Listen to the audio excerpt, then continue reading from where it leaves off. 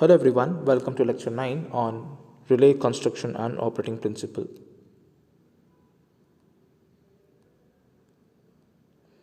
Let's try to recap what we have discussed in the last class.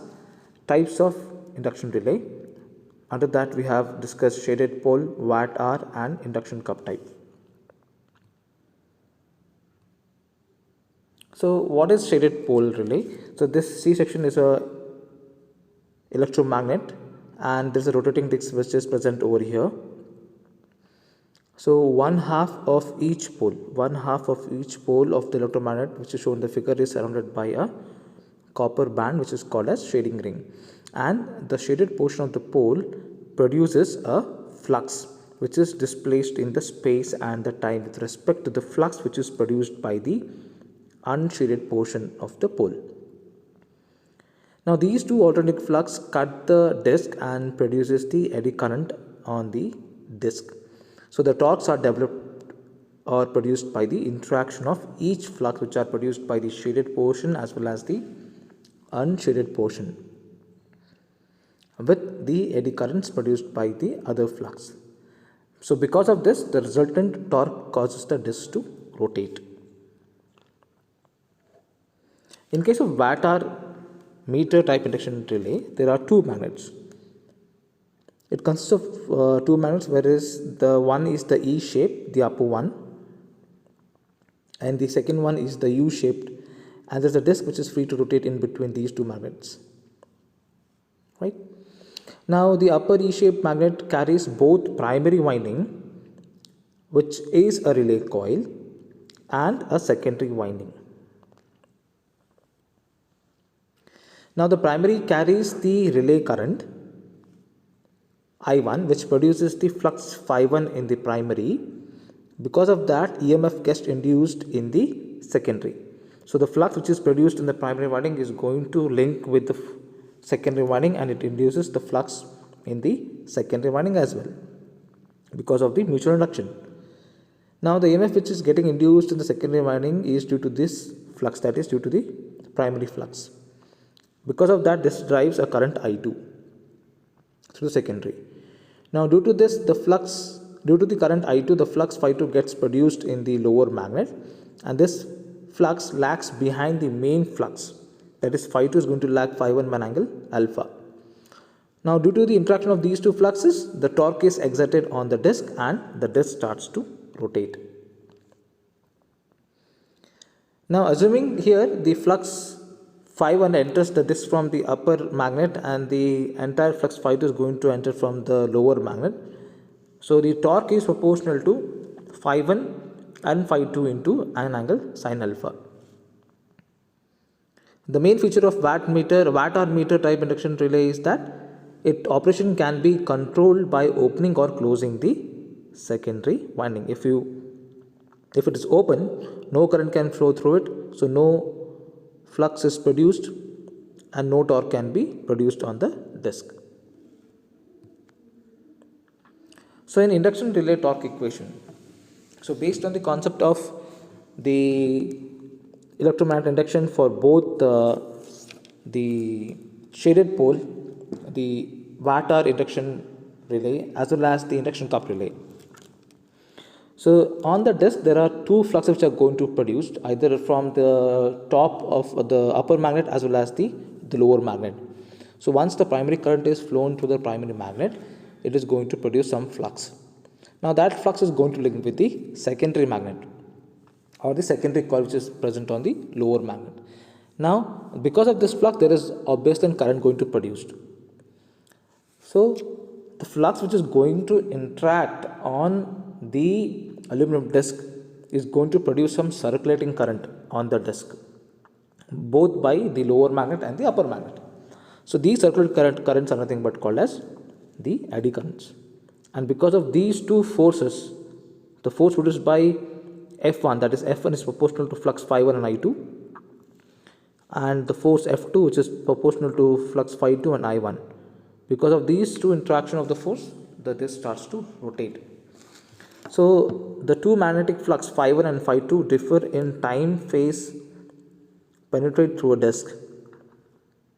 These alternating flux produce E1 and E2 in the disk, which lags their respective fluxes by an angle 90 degree. Now, because of these EMF, which is going to lead some eddy current I1 and I2, and by the interaction of these two fluxes of phi1 with I2 and phi2 with I1, a driving torque is produced.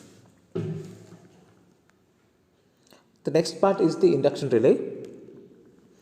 Now, the induction relay consists of 2, 4 or more poles. These are energized by a relay coil.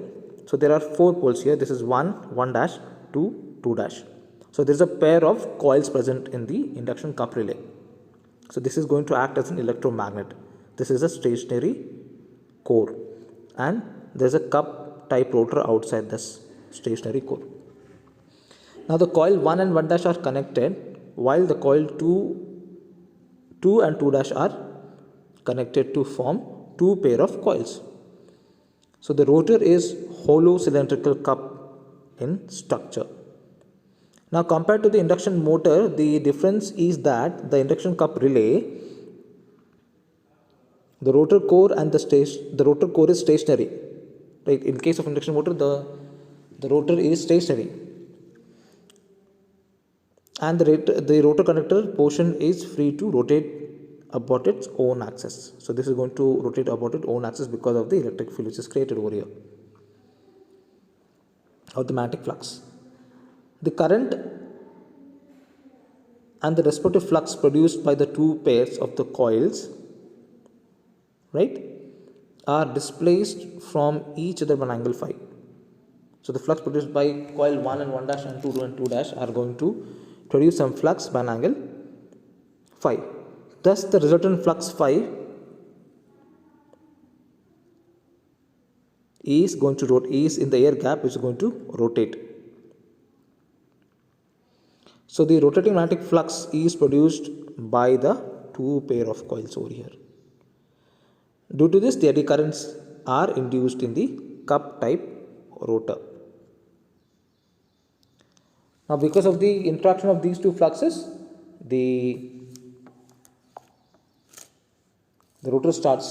cup type rotor starts to rotate perfectly. So, on the basis of this, what we can suggest is that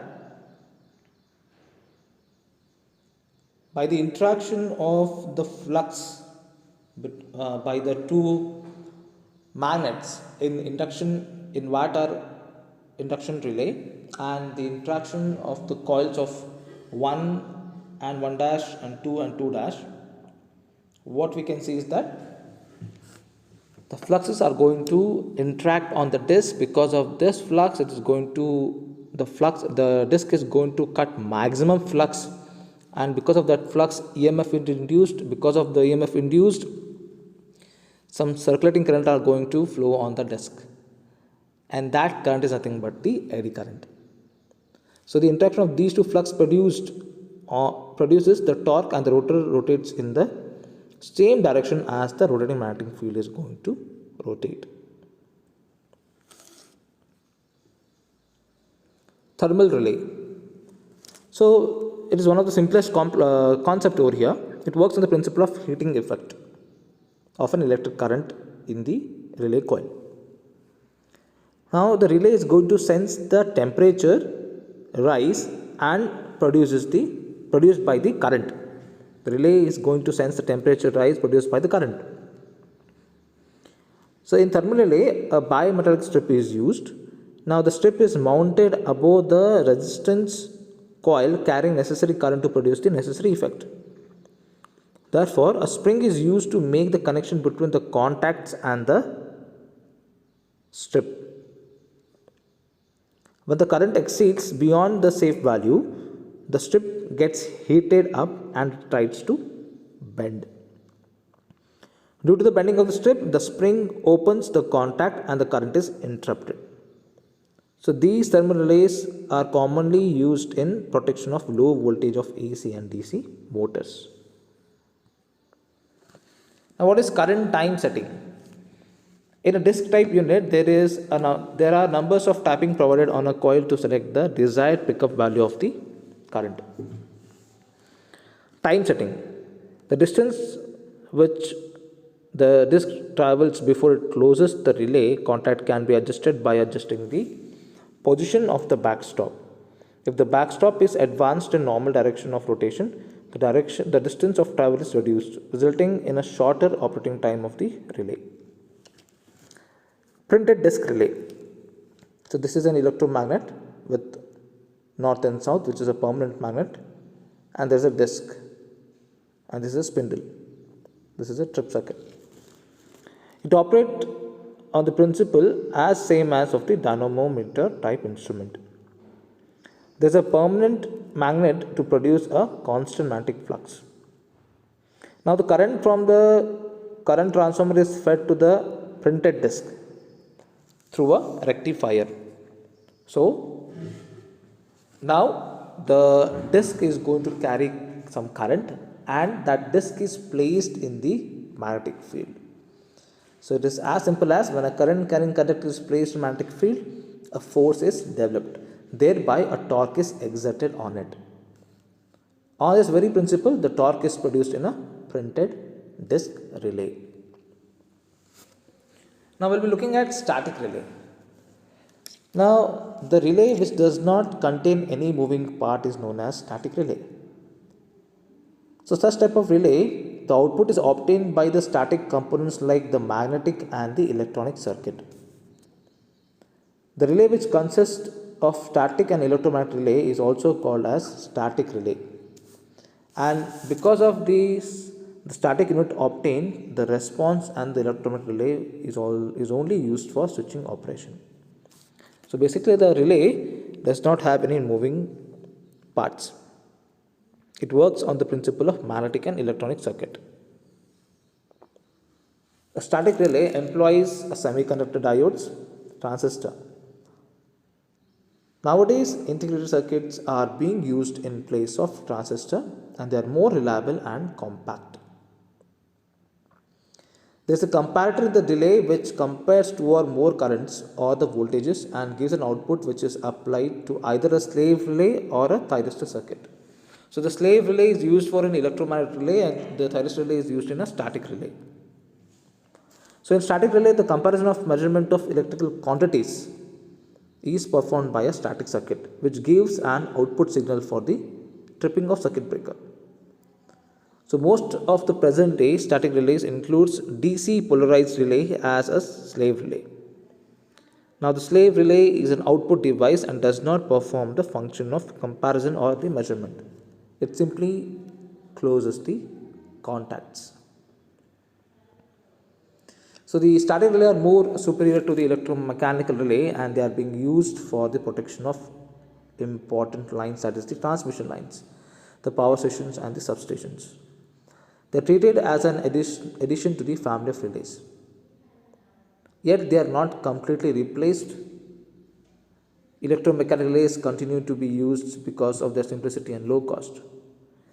And their maintenance can be done by less qualified person, whereas the static relay maintenance requires a personal trainer trained in solid state devices. Now we'll be looking at the block diagram of a static relay over here. So the block diagram consists of the rectifier, which is going to convert that AC into DC from the secondary of CT or the PT, which is going to act as a relaying quantity. After the rectifier, we have relaying measuring unit, amplifier, output device, and the trip circuit.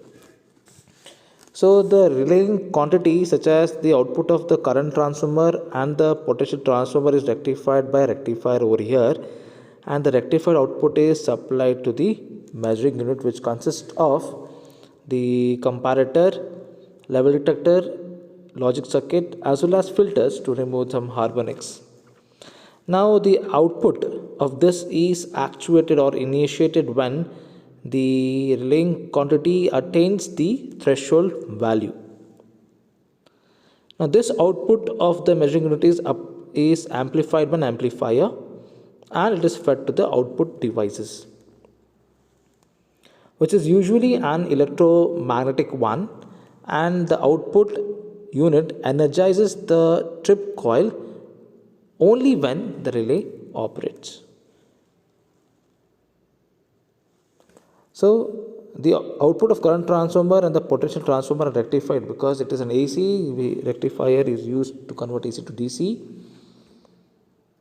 and the rectifier output is sent to the measuring unit. So the comparator is going to compare the two quantities or the inputs.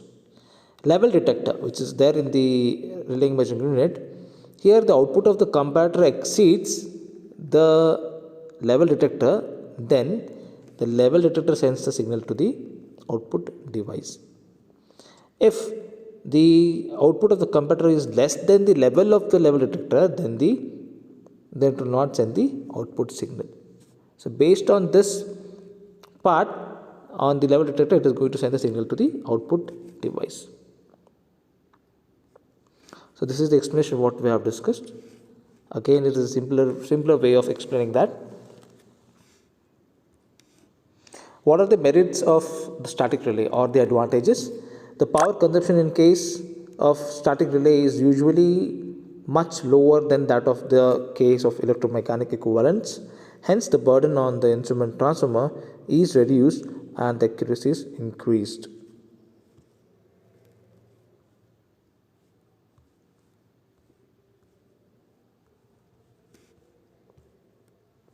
It has a quick response, it has long life, high reliability and accuracy, it is a shock proof, it is of compact size, it has less maintenance, of course due to the absence of moving parts compared to the attracted armature and the induction cup type or the induction relays. The reset time of the relay is very less. It has greater sensitivity as amplification can be provided very easily. Logic circuits can be used for the complex protective schemes. What are the merits, demerits, that is the disadvantages? So the static relays are very sensitive to the temperature. So it is going to vary with respect to the temperature rise in the static relay. So the compensation can be made by using a thermistor and by using a digital technique to measure it. Now these relays are also sensitive to the voltage transient, that is the voltage spike which can take place in the static relay because of the semiconductor which are present in the static relay, which may get damaged. And in order to protect this voltage, the semiconductor against the voltage spikes, the filters and shielding can be used. The last disadvantage could be is these relays are going to need an auxiliary power supply as it works on DC power supply. So this however can be easily supplied by a battery or a stabilized power supply. Numerical relays. So these are the latest development in this area, and the developments are to the microprocessor, microcontroller, digital processor, which are available at lower price today. So their application to the power supply protection have resulted in the availability of compact, their accuracy, faster result, flexibility, reliability of the protective relays compared to the conventional ones. So the numerical relays, which are based on the numerical devices such as the digital signal, such as your microprocessor, microcontroller, DSP, etc., are the latest development in the area of power system protection. Now in these relays, the analog current and the voltage signal, which are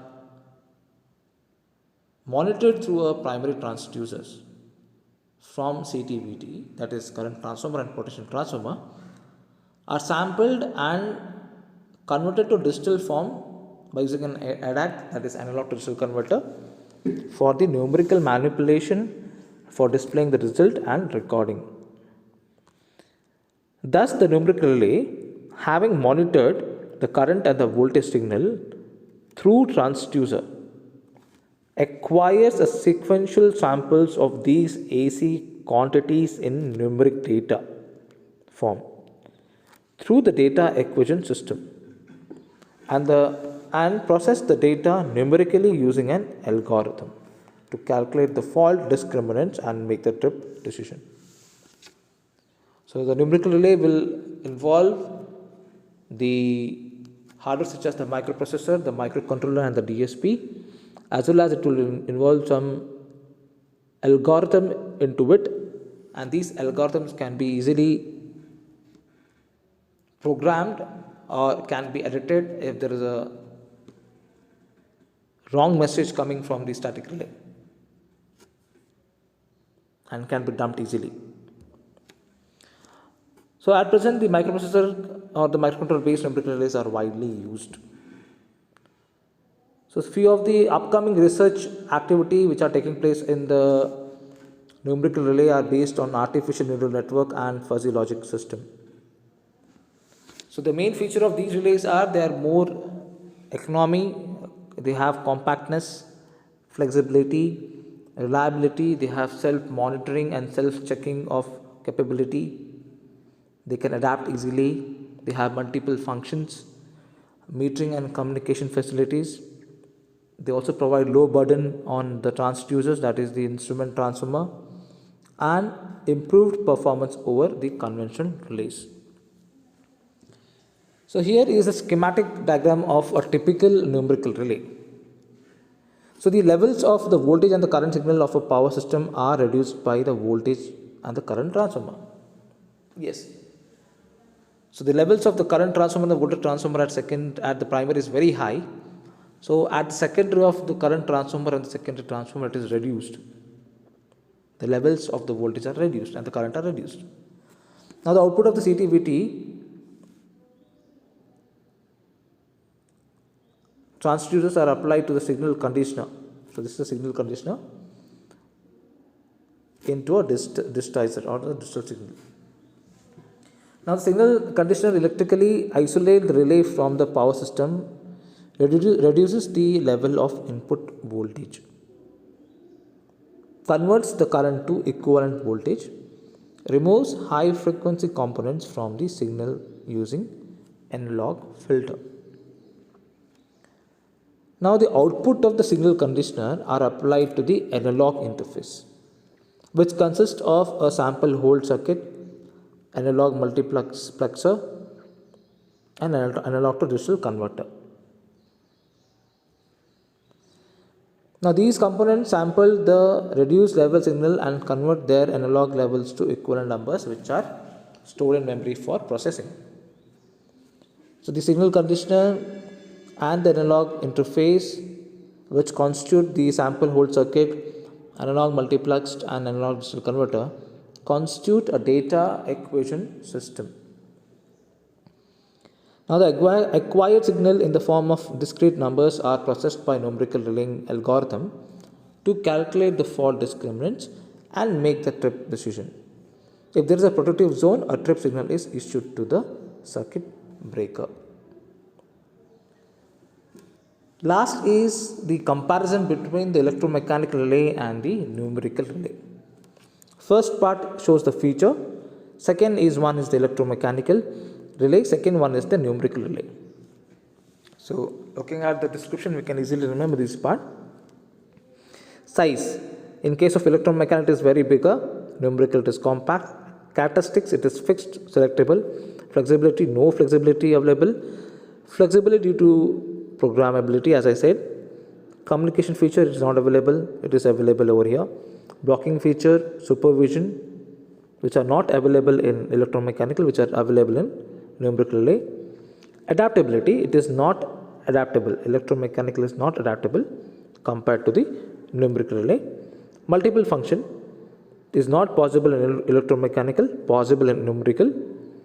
Accuracy constant, it has plus or minus 5% or more, whereas in case of numerical relay, it is plus or minus 2%.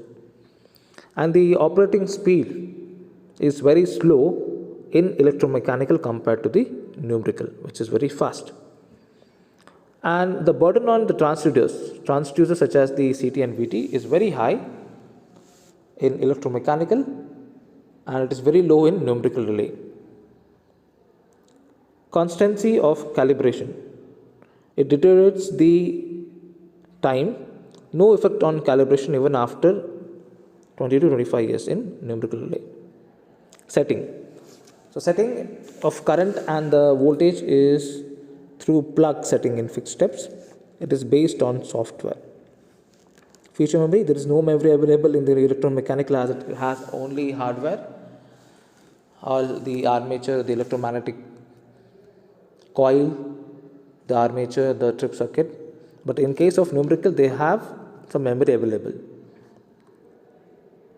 Maintenance, it has frequent maintenance in electromechanical, free maintenance in numerical relay. Output relay programming, there is no program in the electromechanical, there is a program available in numerical relay. Accessibility of relay from remote place, not possible at all for electromechanical, but remote accessibility is available for a numerical relay. Status of service value, not available, it is available. Safety of personnel, not adequate due to the non-accessibility at remote location. Adequate safety is provided for the numerical relay. Space requirement, there is need to stock several items as spare. So there is a need of several stock of items for electromechanical relay. In numerical, universal design minimizes the spare requirement. So in today's lecture, we have discussed about the static relay, its typical schematic diagram, its merits and demerits, as well as the numerical relay and its typical schematic, and comparison between the electromechanical and numerical relay. And we also recapped how exactly the induction relays work, such as the seated pole, the watt hour, and the induction cup relay, as well as the thermal relay. And also we have discussed one more type of induction relay, that is the printed disk relay. Thank you.